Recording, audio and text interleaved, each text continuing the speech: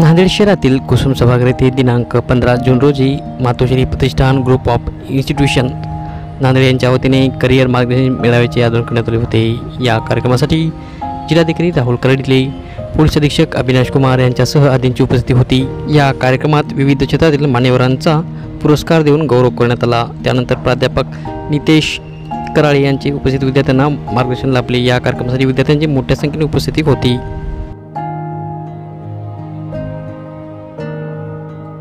Career guidance programme आणि जे समाजातले मराठवाड्यातले विविध क्षेत्रात जे मान्यवर काम करतात, मग सामाजिक क्षेत्र असेल, शैक्षणिक असेल, पर्यावरण असेल, या क्षेत्रामध्ये काम करणाऱ्या निस्पृह काम करणाऱ्या व्यक्तिमत्वाचा आपण सत्कार करतो। यावर्षी तोही केला आणि करिअर गायडन्सचा प्रोग्राम केला। या कार्यक्रमाचे उद्घाटक नांदेड जिल्ह्याचे कर्तव्यदक्ष जिल्हाधिकारी राहुल कर्डिले साहेब होते आणि या कार्यक्रमात ज्यांच्या हस्ते हे पुरस्कार दिले ते आदरणीय या जिल्ह्याचे SP अविनाश कुमार साहेब होते।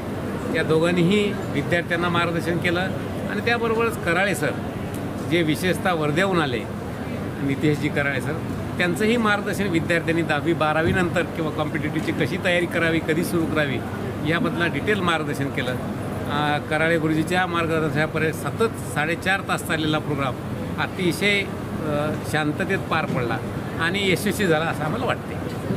धन्यवाद। मातोश्री प्रतिष्ठानतर्फे इथे भव्य मार्गदर्शनाचा कार्यक्रम आयोजित केला आणि खूप छान कार्यक्रम केला। म्हणजे केवळ मार्गदर्शनच नव्हतं तर विद्यार्थ्यांना समाजात जे प्रतिष्ठित लोक जे समाजासाठी काम करतात, जसं शेती तज्ज्ञ, पर्यावरण तज्ज्ञ, एखादा वैद्यकीय क्षेत्रात चांगला डॉक्टर आहे जो समाजसेवा करून आपला प्रपंच चालवतो, अशा लोकांना मातोश्री पुरस्कार देऊन त्यांना सन्मानित करण्यात आलं। ते मला एक चांगलं वाटलं। त्याच्यानंतर आपल्या नांदेड जिल्ह्याचे राहुल कर्डिले साहेब जिल्हाधिकारी आहेत ते आले होते, SP साहेब आले आणि या लोकांमुळे विद्यार्थ्यांमध्ये प्रचंड क्रेज असतो त्या पदाचा, आणि माझंही मार्गदर्शन झालं। तर त्याच्यामुळे एक चांगला मार्गदर्शनाचा सोहळा मातोश्री प्रतिष्ठानने आपल्या नांदेडमध्ये आयोजित केला आणि मला त्याच्यात आमंत्रित केलं। त्याच्याबद्दल मी मातोश्री प्रतिष्ठानचे खूप खूप आभार आणि धन्यवाद देतो। आणि असे मार्गदर्शनाचे प्रोग्राम व्हायला पाहिजे। नांदेड हे या महाराष्ट्राचं कोठा आहे, राजस्थानमधलं जसं एज्युकेशन हब आहे कोठा, तसं महाराष्ट्राचं नीटचं एज्युकेशन हब आहे आणि या शहरात असे कार्यक्रम उल्लेखनीय आहे आणि असे कार्यक्रम वारंवार व्हायला पाहिजे जेणेकरून विद्यार्थ्यांना समोर वाटचालीसाठी त्याचा दिशा मिळू शकते। जिल्हा परिषदमध्ये चांगले विद्यार्थी असतात।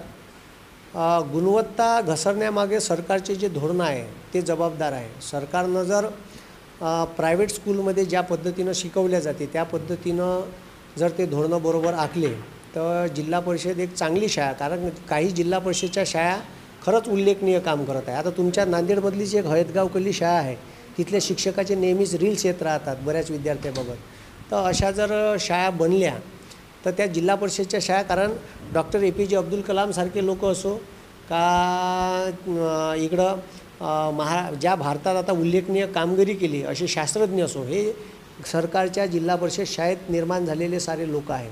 ठीक आहे, मग या देशावर सर्वोच्च पदावर बसणारे पंतप्रधान असो का राष्ट्रपती असो ते जिल्हा परिषदच्या शाळेतून गेले आहे। त्याच्यामुळे जिल्हा परिषदच्या शाळा वाचल्या पाहिजे यासाठी सरकारनं चांगले प्रयत्न करायला पाहिजे। आणि आता जे CBSE पॅटर्न लागू होत आहे तर चांगली गोष्ट आहे का या देशामध्ये एक युनिव्हर्सल पॅटर्ननं सिलेबस होईल।